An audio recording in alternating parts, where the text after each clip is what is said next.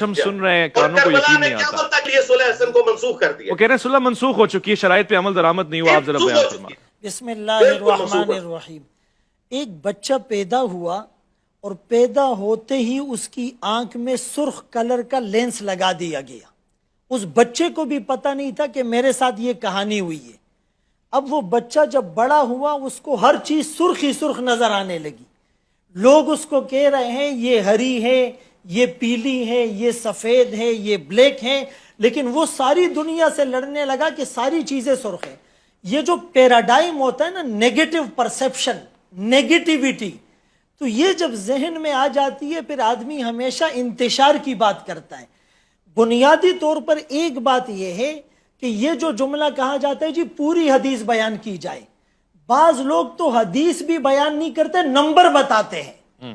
اور اگر پوری حدیث ہم یہاں بتائیں تو اس کے لیے اویس صاحب آپ کو چاہیے کہ مجھے 1 گھنٹہ دے, قاری صاحب کو 1 گھنٹہ دے, شاہ صاحب کو 1 گھنٹہ دے, پھر ہم پوری حدیثیں بیان کریں گے. ظاہر ہے جو مناسبت ہوتی ہے, ہم صحابہ کی بات کرتے ہیں تو برا لگ گیا, موضوع کیا ہے, بات کیا, یہاں پر بات کیا ہے اور اس سے irrelevant باتیں بیان کی جاتی ہیں. تو ایک بات تو یہ ہے, میں نے شروع میں عرض کیا کہ بھائی اہل بیت کی عظمت اور فضیلت کی جو ہم حدیث پڑھتے ہیں روایت کرنے والے صحابہ ہیں. صحابہ کی جب فضیلت بتاتے ہیں روایت کرنے والے اہل بیت ہیں.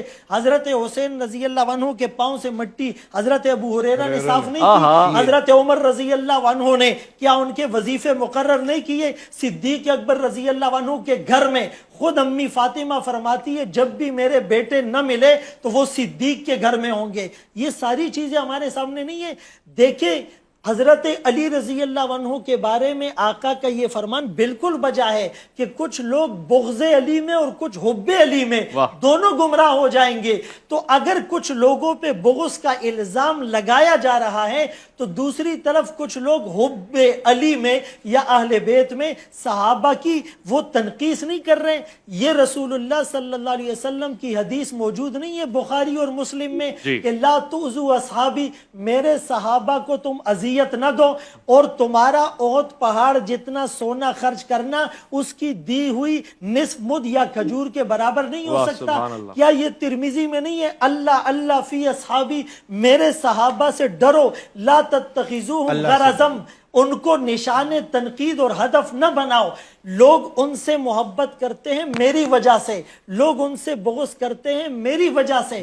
قرآن کریم میں یہ جو سورہ فتح کے آخری رکوع ہے, اشداء علی الکفار رحماء بینہم تراہم رکعا سجدا, آگے کیا ہے, کان کھول کر سنیں, یبتغون فضلا من اللہ ورضوانا. یہ قرآن سرٹیفائیڈ گارنٹیڈ بات نہیں کرتا.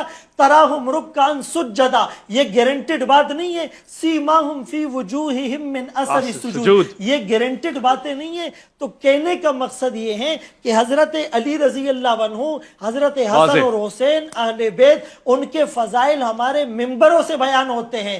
اب کوئی وہاں آتا ہی نہیں ہے اور اس کو سننے کے لیے تیار ہی نہیں ہے تو وہ ایک الگ بات ہے. عظمت صحابہ کی بات اگر کسی کو بری لگتی ہے تو یہ ڈنکے بجتے رہیں گے, اہل بیت کی محبت کے ڈنکے بھی بجیں گے, عظمت صحابہ کے ڈنکے بھی بجیں گے. وہ امیر معاویہ رضی اللہ عنہ کا نام لیا گیا, یہ میرے آقا کی لسان نبوت کی دعا نہیں ہے, اللہم اجعلہ ہادیا مہدیا واہدی بھی. میرے آقا نے نہیں کہا اس کے سینے کو علم سے بھر دے, میرے آقا نے نہیں کہا پہلا بیری بیڑا حضرت معاویہ تیار کریں گے. یہ کاتبین وحی کے سردار ہے, 50 لوگ کاتبین وحی تھے, اللہ کی وحی کو لکھنے والے, ان کے سردار امیر معاویہ رضی اللہ تعالیٰ عنہ تھے. ان کو کرٹیسائز کر کے ہم غیر محسوس طریقے پر وحی کو مورد الزام نہیں ٹھہرا رہے. تو یہاں محبت کی بات ہو رہی تھی, خامخواہ اس کو ڈائیورٹ کرنے کی کوشش. کوئی صلح ختم نہیں ہوئے, اسلام قیامت تک صلح کا درس دیتا ہے. وَإِن طَائِفَتَانِ مِنَ الْمُؤْمِنِينَ اقْتَتَلُوا فَأَصْلِحُوا بَيْنَهُمَا. یہ قرآن کا حکم, کوئی اس پر مہر لگا سکتا ہے کہ یہ آیت صرف اس دور تک تھی؟ قرآن ویلڈ ہے اور قیامت کی سورج تک ویلڈ ہے. بہت خوب, بہت شکریہ.